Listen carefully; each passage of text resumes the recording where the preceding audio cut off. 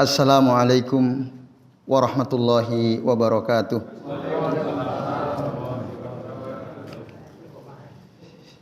Innal hamdalillah nahmaduhu wa nasta'inuhu wa nastaghfiruh wa na'udzu billahi min syururi anfusina wa min sayyiati a'malina. May yahdihillahu fala mudhillalah wa may yudlil fala hadiyalah. Asyhadu an la ilaha illallah wahdahu la syarikalah wa asyhadu anna Muhammadan abduhu wa rasuluh. Allahumma shalli wa sallim wa barik ala Muhammad wa ala ali Muhammad kama shallaita wa barakta ala Ibrahim wa ala ali Ibrahim innaka Hamidum Majid. Rabbi shrah li sadri wa yassir li amri wahlul 'uqdatam min lisani yafqahu qawli, amma ba'du. Bapak-bapak dan ibu-ibu serta jamaah sekalian, rahimani wa rahimakumullah. Semoga kita semua yang hadir di majelis ini senantiasa dirahmati Allah Subhanahu wa taala. Amin ya Allah ya rabbal alamin. Baik Bapak Ibu dan jamaah sekalian, alhamdulillah pada malam ini ya kita masih bisa melanjutkan ya atas izin Allah tentu saja ngaji kitab tauhid alladzi huwa haqqullah 'alal abid ya, yang disusun oleh Syekh Muhammad bin Abdul Wahhab rahimahullah. Dan pada malam ini kita memasuki bab baru, yaitu bab yang ke-66 tentang majaa fi himayatin nabiyyi sallallahu alaihi wasallam himat tauhidi wa saddihi turuqa asyirk ya. Bab yang menjelaskan tentang upaya ya yang dilakukan oleh Rasul sallallahu alaihi wasallam untuk menjaga batas-batas tauhid dan menutup segala jalan yang bisa menghantarkan seseorang kepada kesyirikan. Nah, itu yang akan kita bahas pada bab ini ya. Bagaimana upaya Rasul menjaga batas-batas tauhid, bagaimana usaha beliau menutup segala celah atau jalan yang bisa menghantarkan seseorang kepada kesyirikan. Nah, munasabatul bab di tauhid ya. Relevansi bab ini dengan masalah tauhid, Bapak Ibu sekalian. Pada bab-bab sebelumnya di awal-awal kitab ya dijelaskan tentang isbat at-tauhid. Pentingnya ya, kita menetapkan tauhid ya. Kemudian dibahas juga setelahnya apa hal-hal yang bisa menghilangkan tauhid atau menghilangkan kesempurnaan tauhid. Nah, pada bab ini ya, akan dibahas tentang upaya untuk menjaga batas-batas tauhid. Dan yang wajib dilakukan memang adalah bagaimana kita ya, menutup seluruh jalan-jalan yang bisa menghantarkan seseorang kepada kesyirikan. Itu baik ya secara ucapan ya, ya. Karena ucapan bisa saja menghantarkan seseorang kepada kesyirikan gitu ya. Hatta fi al-alfal liyakuna khalisan min kulli syaibah. Agar setiap ucapan yang kita ya, keluarkan itu bersih ya dari segala bentuk kotoran ya, kotoran kesyirikan. Nah, pada bab ini Bapak Ibu dan jamaah sekalian, Syekh Muhammad bin Abdul Wahhab rahimahullah menyebutkan dua dalil. Yang pertama hadis dari Abdullah bin Syikhir radhiyallahu anhu. Dia mengatakan in talaqtu fi wabdi bani Amirin ila Rasulillahi sallallahu alaihi wasallam. Jadi Abdullah bin Syikhir pernah bersama-sama dengan utusan Bani Amir pergi menemui Rasul sallallahu alaihi wasallam. Kata Syekh Ibnu Utsaimin, ini terjadi sekitar tahun ke-9 Hijriah. Karena pada tahun ke-9 Hijriah memang banyak utusan-utusan datang menemui Nabi. Makanya tahun ke-9 Hijriah disebut Amul Wufud. Tahun banyaknya utusannya. Dari kabilah-kabilah untuk bertemu dengan Rasul sallallahu alaihi wasallam. Nah, Abdullah bin Syikhir datang pada tahun tersebut bersama utusan dari Bani Amir ketemu dengan Nabi SAW. Waktu itu ya kami mengatakan kepada beliau, fakulna anta sayyiduna. Anta sayyiduna. Engkau adalah ya sayyid kami atau tuan kami. Faqala, lalu Rasulullah merespon as-sayyidu, ya, as-sayyidu, ya, lillahi tabaraka wa ta'ala, atau as-sayyidu Allahu tabaraka wa ta'ala. Sayyid itu adalah Allah tabaraka wa ta'ala. Itu ketika Rasul dikatakan oleh orang-orang, ya, dari Bani Amir, anta sayyiduna, Rasul langsung merespon as-sayyidu Allahu tabaraka wa ta'ala. Sayyid itu adalah Allah tabaraka wa ta'ala. Nah, apa makna sayyid? Nah, sayyid itu, ya, maknanya adalah as-su'dadu wasyaraf. As-su'dad itu artinya al-azamah wal fakhr. Jadi kemuliaan, keagungan. Nah, ada nanti istilah siyadah. As-siyadah itu kewenangan, ya. Dalam hadis ini Nabi memberitahu orang-orang dari Bani Amir bahwa as-sayyidu dia adalah Allah tabaraka wa ta'ala. Kemuliaan, keagungan itu adalah Allah tabaraka wa ta'ala, dan itu salah satu nama Allah subhanahu wa ta'ala. Nah, ini Bapak Ibu dan jamaah sekalian, ya, ujaran Nabi kepada mereka. Nah, kemudian Bapak sekalian, Rasul menolak, ya, perkataan mereka antas sayyiduna tadi dari dua sisi, ya. Yang pertama, ya, jika kata sayyid itu disebutkan secara umum kalau ada al gitu, ya. As-sayyidu misalnya, kalau dikatakan anta as-sayyidu, nah ini ditolak karena, ya, kalau kata sayyid disebutkan secara umum pakai alif lam ta'rif gitu, ya. Annalladzi lahu as-siyadatu al-mutlaqah huwallahu azza wajal. Bahwasannya zat yang memiliki siyadah, kewenangan mutlak itu adalah Allah azza wajalla. Keagungan mutlak yang punya adalah Allah azza wajalla. Tapi kalau kata sayyid itu disandarkan, ya, kepada suatu kata tertentu, diidofahkan gitu, ya. Seperti misalnya sayyidu bani fulan, sayyidul bashar. Nah, itu, ya, tidak mengapa sebenarnya, ya. Misalnya sayyidu bani fulan, sayyidul bashar, atau bahkan dalam hadis yang sahih mengatakan anak sayyidu bani Adam. Anak sayyidu bani Adam. Rasul sendiri mengatakan kata sayyid disandarkan kepada Bani Adam. Nah, itu tidak masalah karena bahkan Nabi sendiri melakukan hal itu, ya. Dengan ucapannya beliau mengatakan ana sayyidu Bani Adam. Tapi kalau dikatakan as-sayyid pakai al, nah ini yang nggak boleh, ya, dimutlakan seperti itu. Kata saya Ibnu Al-Utsaimin nggak boleh karena itu tadi Allah yang hanya boleh disebut as-sayyid itu. Maka tadi Rasul mengatakan as-sayyidu Allahu tabaraka wa ta'ala. Nah, ini Bapak Ibu dan jamaah sekalian, a'azani Allahu wa iyyakum ajmain. Maka ya,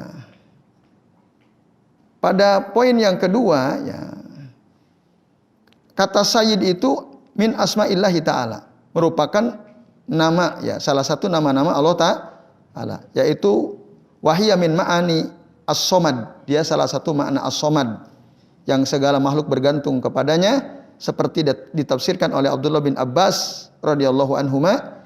Beliau mengatakan as-somad bi annahu al-kamilu fi ilmihi wa hilmihi wa su'dadihi, ya, wa su'dadihi wa ma asbaha dzalik. Jadi as-somad itu kata Abdullah bin Abbas bahwasannya dia adalah yang sempurna dalam ilmunya, ya, termasuk dalam kehormatan kemuliaannya, ya, wa ma asbaha dzalik, dan yang semisal dengan itu.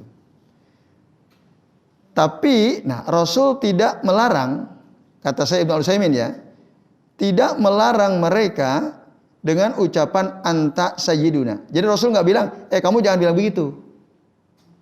Tapi Rasul mengatakan as-sayyidu Allahu tabaraka wa ta'ala.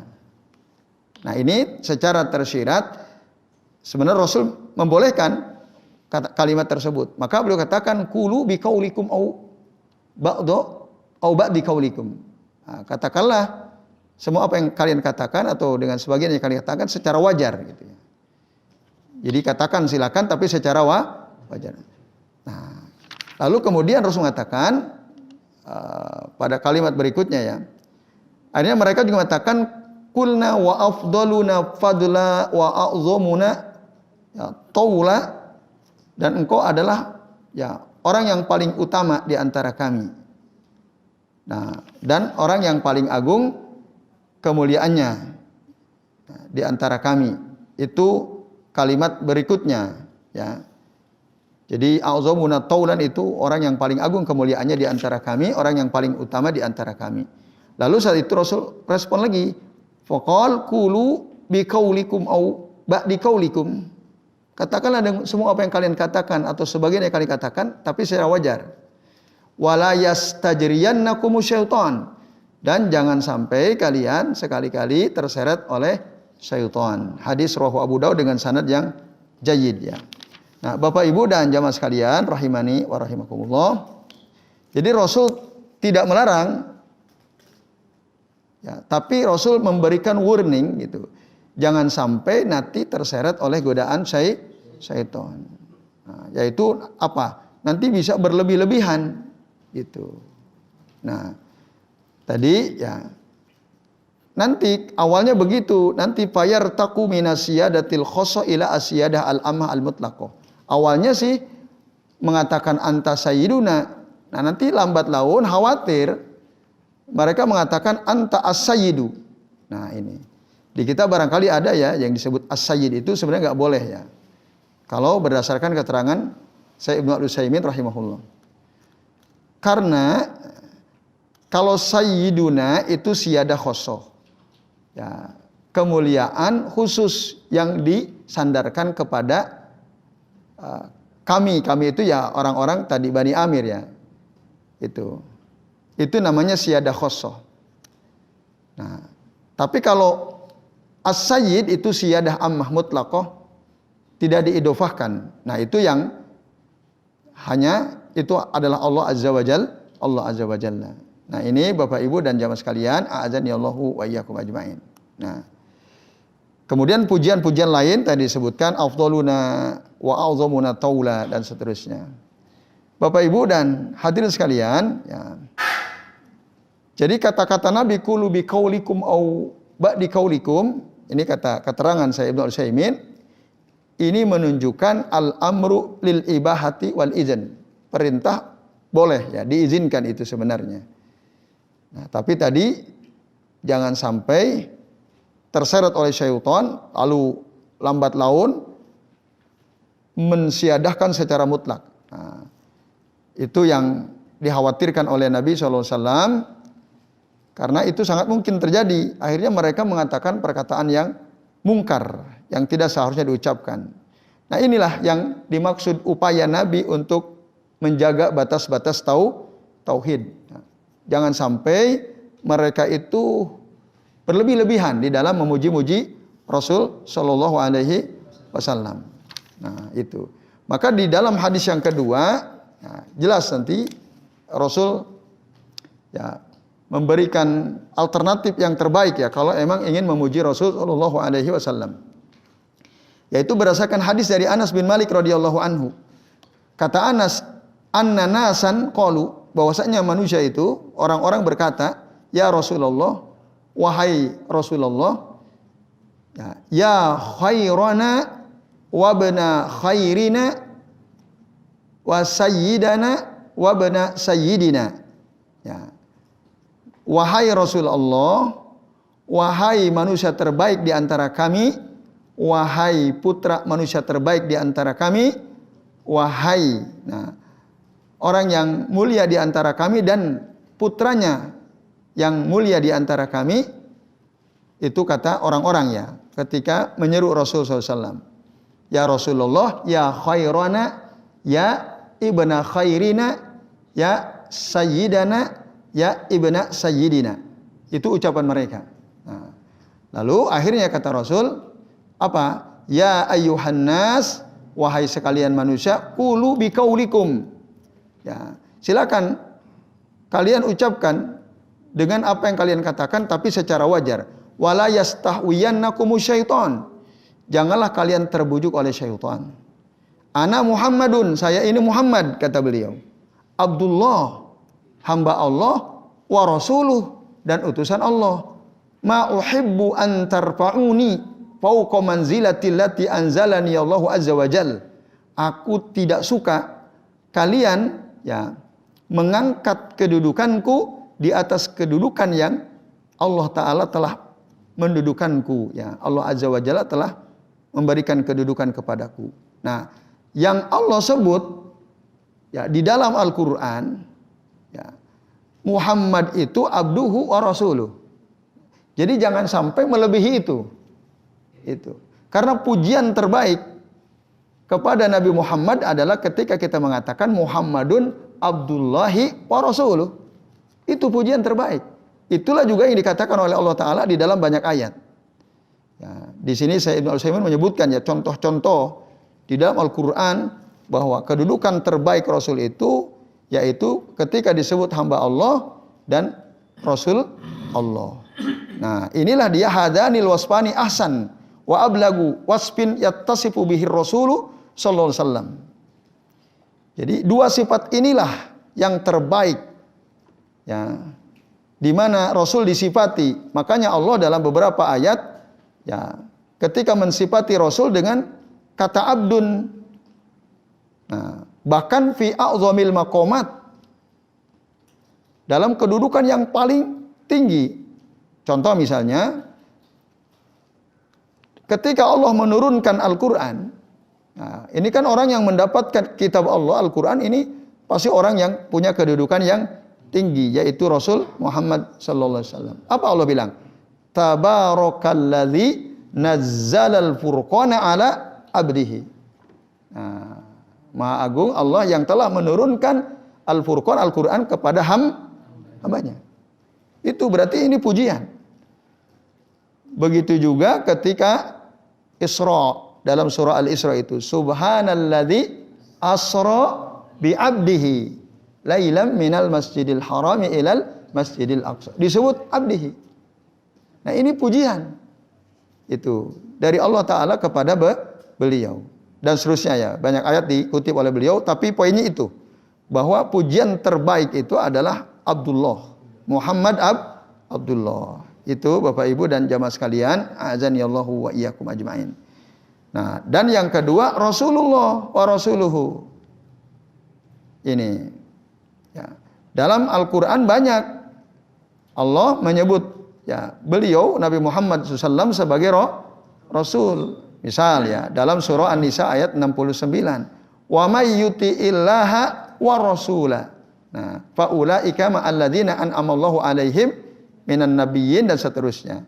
Barang siapa yang taat kepada Allah dan Rasul, Rasul di sini mufrad maksudnya adalah Muhammad, maka mereka itulah orang-orang yang diberi nikmat oleh Allah kepada mereka. Itu dari kalangan para nabi dan seterusnya. Nah, ini Bapak Ibu dan jamaah sekalian, a'adzanillahu wa iyyakum ajmain. Jadi ya, pujian terbaik itu kalau kita mau sematkan kepada Nabi Muhammad adalah Abdullah wa rasuluh. Itu. Allah Muhammadun Abdullah wa rasuluh. Tidak lebih dari itu. Nah, maka kata-kata anta sayyiduna ya khairana wa bani khairina wa sayyidana wa bani sayyidina dan seterusnya, itu khawatir nanti lambat laun akan membuat mereka ya mendudukan Rasul melebihi dari kedudukan yang Allah berikan kepada beliau. Dalam hadis yang lain la tutruni kama atratin nasara Isa ibn Maryam. Janganlah kalian memuji-muji aku sebagaimana ya orang-orang Nasrani memuji-muji Nabi Isa ibnu Maryam. Rasul nggak senang gitu. Kalau terlalu berlebihan dipuji-puji. Nah ini khawatir tadi nanti mereka akan terjerumus kepada kesyirikan. Nah ini ya, dan itu ada gitu potensi itu atau kecenderungan sebagian umat Islam ada gitu, terutama mereka yang membuat syair-syair puji-pujian kepada Rasul secara berlebihan. Bahkan nanti ada banyak orang membuat sholawat yang isinya memuji-muji Rasul tetapi berlebihan.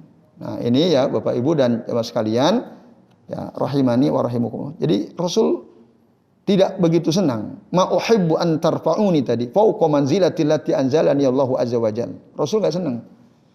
Nah, ya ini Bapak-bapak dan Ibu-ibu serta jamaah sekalian, a'azani Allahu wa iyyakum ajmain. Nah, lalu kesimpulannya di sini ada beberapa faidah yang bisa garis bawahi seperti yang diterangkan dalam kitab tauhid ini. Ya, yang pertama tahdzirun nasi minal gulu. Ya, peringatan ya pentingnya memperingati manusia dari bersikap gulu, berlebih-lebihan. Ya, fiddin dalam agama termasuk berlebihan di dalam memuji-muji Rasul sallallahu alaihi wasallam. Kita dulu pernah ya kasih contoh, ada Busairi. Busairi itu seorang sufi yang ya menganggap Rasul secara berlebihan. Jadi dunia akhirat itu ada karena Rasul katanya. Nah, bahkan ada itu ya sholawat yang engkau adalah sandaranku gitu ya. Ya Rasulullah ya, as-sanadi gitu ya. Mu'tamadi dan seterusnya. Itu sering dilantunkan oleh sebagian orang. Nah, itu. Jadi engkaulah yang merubah keburukan jadi kebaikan. Nah, dan seterusnya. Ada syair-syair yang isinya gulu, berlebihan, memuji-muji Rasul sallallahu alaihi wasallam.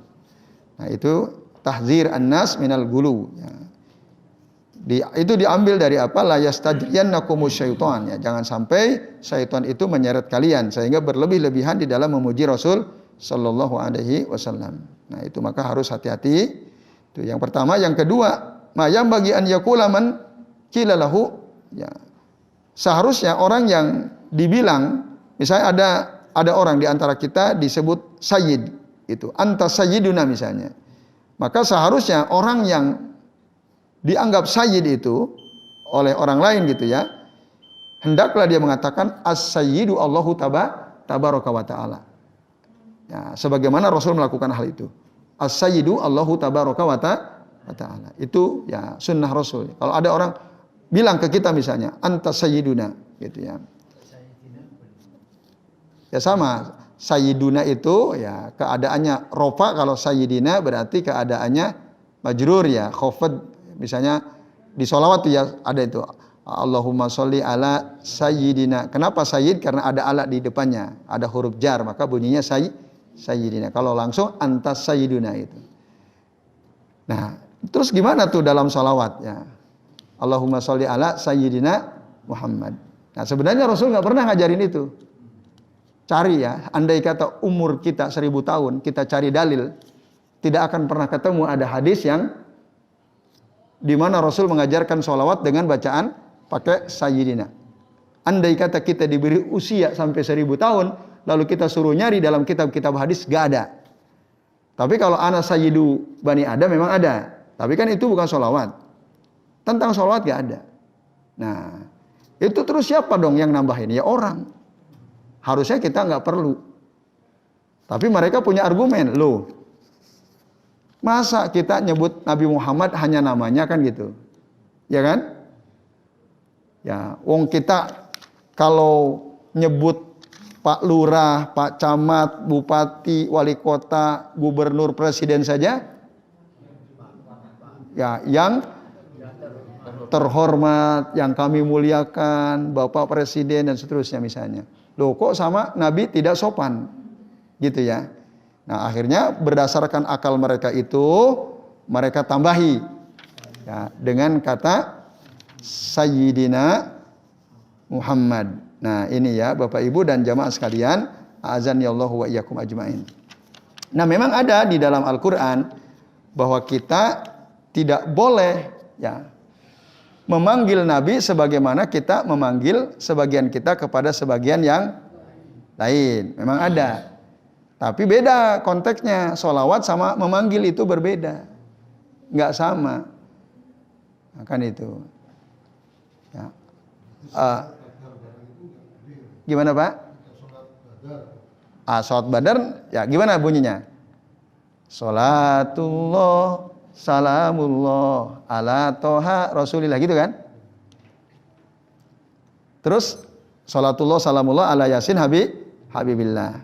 Tawassalna bibismillah, wabil hadi rasulillah, wa kulli mujahidin lillah bi ahlil badri ya Allah. Boleh atau tidak?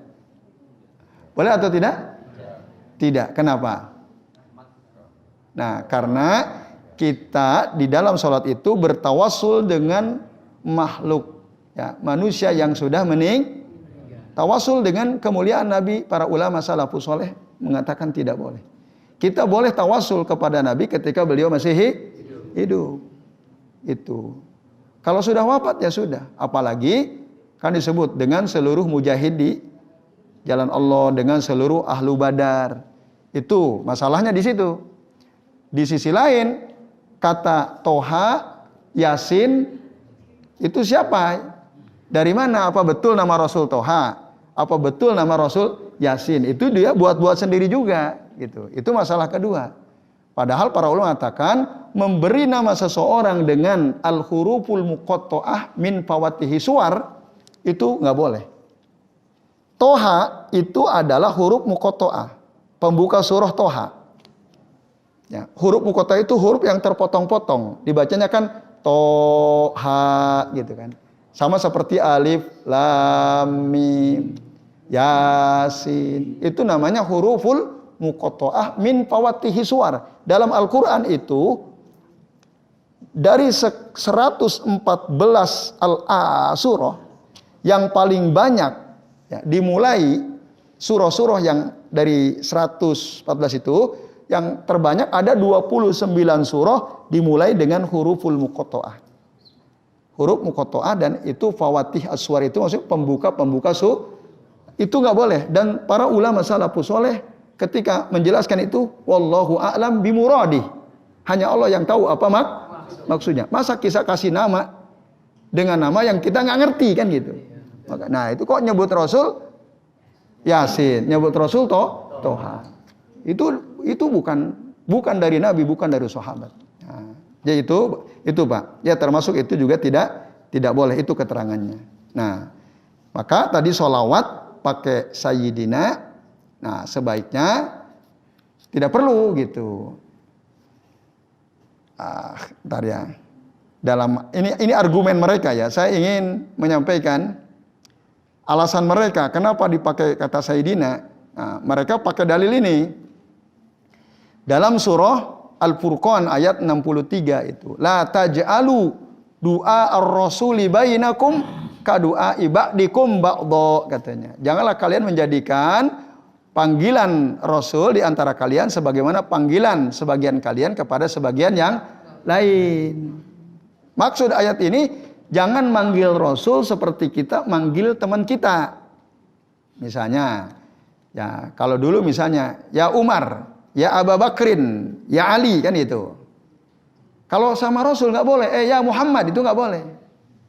Harus ya Nabi, ya Allah, ya Rasulullah. Itu maksudnya. Nah, tapi menurut mereka ini yang baca sholawat itu harus pakai sayyidina, ya mereka menjadikan ayat ini sebagai dalil. Kan kita nggak boleh manggil Rasul dengan sebutan dengan nama beliau. Sholawat kan langsung kan nama kan, Allahumma sholli ala Muhammad, kan gitu. Nggak sopan katanya. Tidak ya, sesuai dengan ayat ini. Nah, para ulama beda antara seruan dengan sholawat, tidak sama. Sholawat itu para sahabat aja nggak tahu kok dulu. Kaifa nusalli alaika ya Rasulullah. Mereka tahu ya Rasulullah, arabna kaifa nusallimu alaik. Kami tahu bagaimana cara mengucapkan salam kepada engkau. Walam na'rif kaifa nusalli alaik. Tapi kami belum tahu bagaimana cara bersolawat kepada engkau. Itu sahabat aja sampai tanya loh. Lalu, apakah Rasul langsung jawab? Tidak, pasakata. Rasul diam dulu, Pak. Artinya menunggu wahyu dari Allah Ta'ala. Bagaimana cara bersolawat. Kita kan disuruh. Inna allaha wa malaikatahu yusalluna ala nabi ya ayyuhalladzina amanu sallu alaihi wa sallimu tas. Solawatnya gimana kata para sahabat. Rasul nggak langsung jawab. Diem dulu. Baru kemudian beberapa saat Rasul katakan Allahumma sholli ala Muhammad. Itu yang terbaik. Gak usah tambahin gitu. Nah, ketika kita ngomong begini, bukan berarti kita melarang baca sholawat, tapi kemudian dipelintir oleh orang-orang itu. Wow, katanya kelompok sipulan, kaum cingkrang itu melarang kita baca sholawat dalam sholat. Siapa yang melarang? Gak ada. Yang dilarang itu nambah-nambahin kata Sayyidina. Itu. Jadi Bapak Ibu nggak perlu. Kalau ada di antara kita kok masih pakai, itu bisa menjadi sebab sholat kita nggak diterima loh. Iya. Karena apa kata Nabi? Shollu kama ra'aitumuni usalli. Kita disuruh sholat sebagaimana kita tahu Rasul ketika sholat baca sholawatnya nggak pakai Sayyidina. Lah kok kita malah pakai? Berarti kita disadari atau tidak, diakui atau tidak ya. Berarti kita telah menganggap ya Rasul nggak sempurna ngajarin kita. Betul atau tidak? Kita tambah-tambah itu. Nah, hati-hati. Kalau masih ada di antara kita kok baca sholawat dalam sholat pakai Sayyidina, lebih baik mulai sekarang hentikan. Nggak usah, jadi langsung saja seperti yang diajarkan oleh Rasulullah SAW. Tanpa ada kata Sayyidina. Jadi ini Bapak Ibu dan jamaah sekalian, rahimani wa rahimakumullah. Jadi ini ya, sedikit lagi. Tadi udah azan nih sebenarnya. Atau azan dulu deh. Nanti tinggal 2 ini ya. Monggo yang bertugas muadzin.